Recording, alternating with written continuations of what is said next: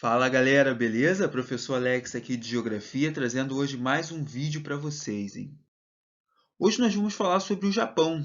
Vamos entender ali como que esse país ele se torna importante em determinado momento, ele tem um grande crescimento econômico, vamos entender as suas origens e vamos fazer uma caracterização geral dele. Vamos lá? Bom, galera, em relação às suas características naturais, o Japão, na verdade, é formado por um conjunto de ilhas, né, que é o que a gente vai chamar de arquipélago.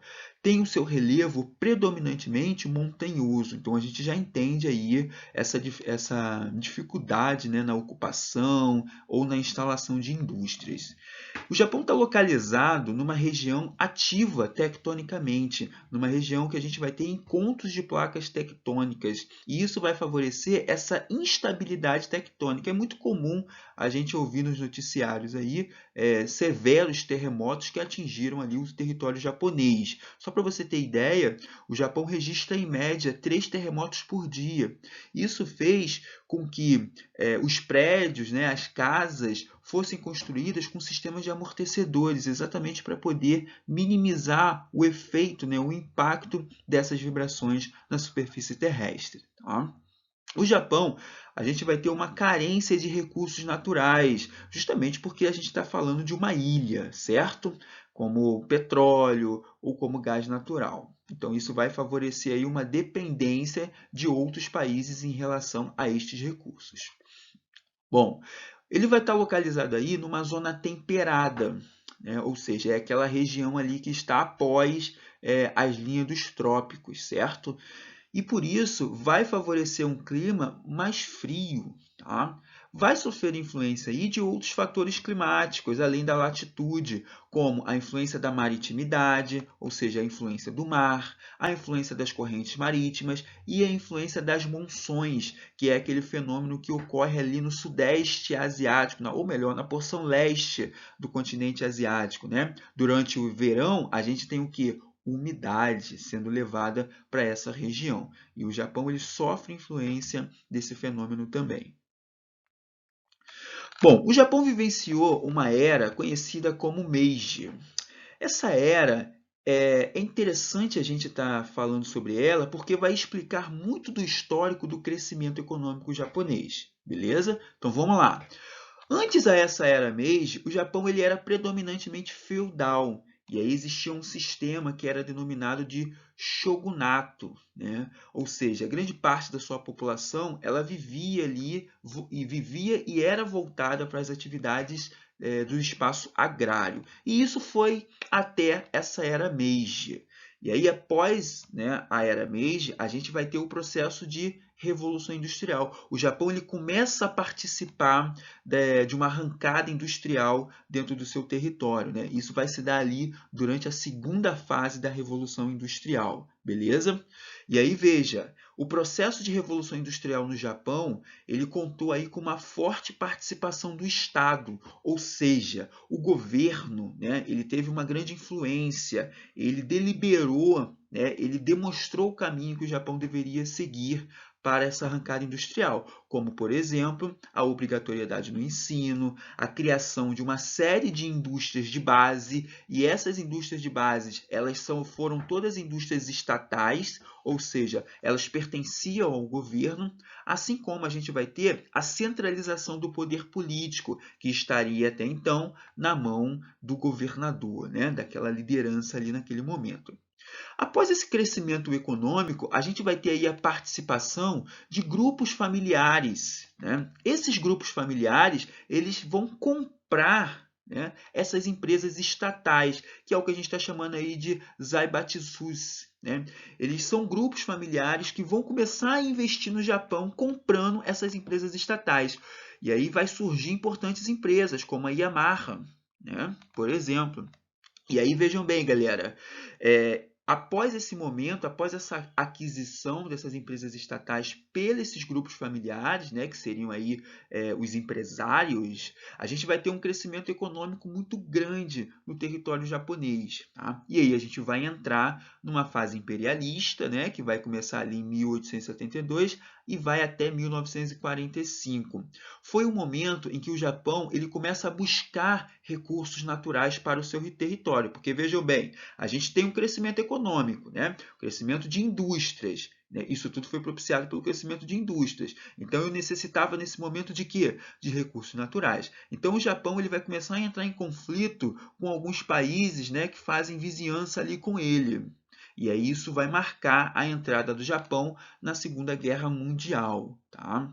Certamente que o Japão ele vai ser um país que ele não vai conseguir, né, alcançar todos os seus objetivos, e os Estados Unidos, por sua vez, ele vai exercer uma grande pressão sobre o território japonês, que inclusive vai ali jogar duas bombas nucleares no Japão, que é a bomba de Hiroshima e a bomba de Nagasaki. Então o Japão ele vai ficar completamente destruído, né, após aí a Segunda Guerra Mundial, e justamente esse episódio vai marcar a saída, né, e o fim também do Japão dentro da Segunda Guerra Mundial.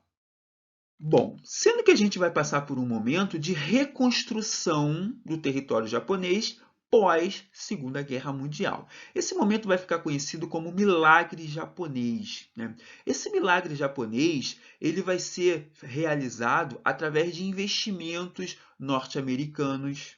Né? Por que investimentos norte-americanos? Porque, vejam bem, após a Segunda Guerra Mundial, a gente vai entrar naquele conflito, né, entre os Estados Unidos e a União Soviética. Certamente que a União Soviética ela era muito mais próxima do Japão, geograficamente falando. Então, os Estados Unidos, preocupado com essa expansão do socialismo, ele vai o quê? Influenciar fortemente a economia japonesa, influenciando o Japão. Ou seja, eu estou introduzindo uma plataforma capitalista dentro do país, certo? Outro ponto que vai favorecer essa reconstrução é a mão de obra numerosa, e que, por sua vez, é uma mão de obra bem disciplinada ao trabalho e que não é tão bem remunerada assim. Então, isso vai ser um dos pontos importantes, né, justamente para poder a gente entender esse crescimento industrial que o Japão vai ter no pós-Segunda Guerra. Outro ponto vai ser a poupança interna. Grande parte das famílias, né, ou até mesmo dessa reorganização dos zaibatsus, eles vão utilizar a sua poupança como uma forma de empréstimo para o governo japonês e vão começar a investir, né, nas indústrias voltadas ali para a tecnologia, né, naquelas indústrias de tecnologia fina, certo? E aí vejam também, isso também vai favorecer o enfraquecimento dos sindicatos. Né? Enfraquecendo os sindicatos, eu consigo ter aí uma exploração, entre aspas, né, muito mais forte dos trabalhadores. E isso vai ser interessante porque a gente vai verificar uma concentração de indústrias. Legal? Concentração de indústrias essas que vão se voltar para uma indústria de base, vão se voltar para uma indústria de bens de consumo, né? Voltada ali para a tecnologia. Bom, a gente vai ter também um momento de investimentos no setor educacional e no setor de ciência também. E aí, desenvolvendo ciência, galera, é essencial para um desenvolvimento tanto econômico, social, político e humano, certo? E aí, talvez uma coisa bem interessante que vai favorecer esse milagre japonês é a herança confuciana. Essa herança confuciana, ela parte dos próprios princípios japoneses em relação ao seu país, esse sentimento nacionalista, né? Então, esse povo, que é um povo tradicional, ele tem ética, ele tem autoconfiança, ele tem disciplina e ele sabe respeitar, ele tem hierarquia. Isso vai ser essencial, galera, para promover um crescimento após a Segunda Guerra Mundial. Outros pontos, galera, também merecem atenção aí nesse processo de reconstrução japonesa após a Segunda Guerra Mundial. E aí reconstrução não só territorialmente falando, mas como economicamente também. Como, por exemplo, a reprodução dos produtos. o Japão ele vai começar a fazer réplicas de produtos dos países mais desenvolvidos, dos países industrializados, né?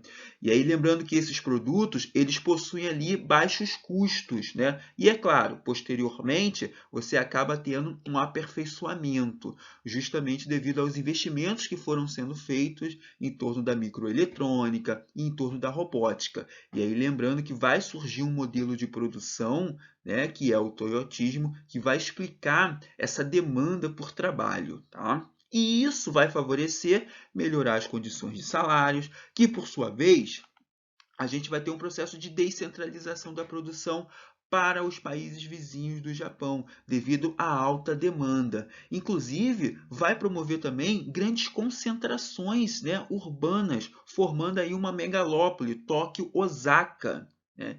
E isso tudo vai ter uma grande aglomeração que vai cada vez mais saturando esses espaços, fazendo com que o Japão crie diferentes tecnopolos ao longo do seu território para tentar dispersar a população dentro dessa megalópole, né? Bom, outro ponto que aí é a política de desvalorização do iene, né? Ou seja, iene é a moeda oficial ali do Japão. Desvalorizando a moeda, eu vou aumentar as minhas taxas de exportações. E aí, aumentando as minhas taxas de exportações, é dinheiro que está entrando, né? Em relação ao seu quadro humano, né, as suas características populacionais, o Japão ele vai apresentar aí um alto crescimento vegetativo no início desse século, né? E isso vai ser até necessário fazer um controle populacional, a famosa política do filho único, que também vai ser adotada ali dentro do território japonês. Porém, ele vai possuir atualmente taxas típicas de países centrais, que seriam aqueles países ricos, né, bem desenvolvidos. E isso tudo vai se explicar devido à caracterização atual da população, que é ser envelhecida. E por que essa população é envelhecida? Justamente porque a gente tem um aumento da sua expectativa de vida e, consequentemente, a gente tem uma redução das taxas de natalidade, né?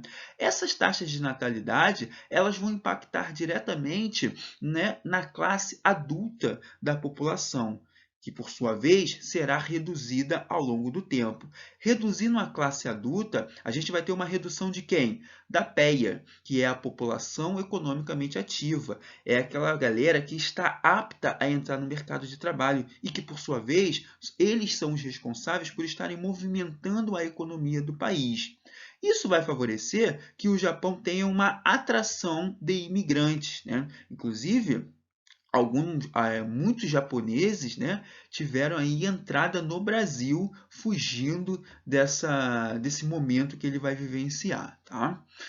Bom, grande parte da população japonesa, mais de 80%, vive nos espaços urbanos. Então, a gente pode dizer que a população japonesa ela é predominantemente urbana. E esse momento atual, né? A situação atual japonesa. Vamos lá, galera. Apesar dos altos padrões econômicos, né? O Japão ele é a terceira maior economia do mundo. Apesar dos seus padrões sociais, ele possui aí bons índices sociais, bom índice de desenvolvimento humano, né? Apesar aí da sua elevada expectativa de vida também, ele vai vivenciar uma recessão econômica, ou seja, uma estagnação econômica. A sua economia ela para de crescer e que isso começou lá na década de 1990, né? E quais são as principais causas dessa estagnação econômica, desse não crescimento? Primeiro de tudo, ele teve uma grande dificuldade de manter as suas exportações, justamente porque naquele momento ali, na década de 90, começa a emergir outros países com custo de produção bem menor do que o do Japão. Eu estou tratando certamente dos tigres asiáticos, tá? Outro ponto foi a limitação do mercado interno japonês. Isso tudo se deve ali ao preço, né, da oferta interna do seu país. A poupança ela já não é mais algo viável para investimento. Isso se torna um entrave dentro da sua economia. Outro fator que vai explicar essa estagnação econômica é o próprio envelhecimento da população. A gente tem uma baixa, ou melhor, uma redução da sua população da PEA, né? E aí eu não tenho pessoas aptas a entrar no mercado de trabalho. Então isso indica o quê? Uma tendência da economia, né, estagnar ou até mesmo cair. Tá? Sendo que nos últimos anos o Japão ele vem apresentando um crescimento econômico, sim. Isso se deve à demanda nas exportações de componentes eletrônicos, voltada ali para o celular, chips de celulares, e também foi verificado investimento nos Jogos Olímpicos de Tóquio. E isso vai colocar o Japão aí, né, com um bom crescimento que foi verificado nos últimos anos e que ainda mantém o Japão na posição terceira do ranking, né, das maiores economias do mundo. Bom, galera, eu vou finalizando por aqui. Obrigado pela atenção e até a próxima.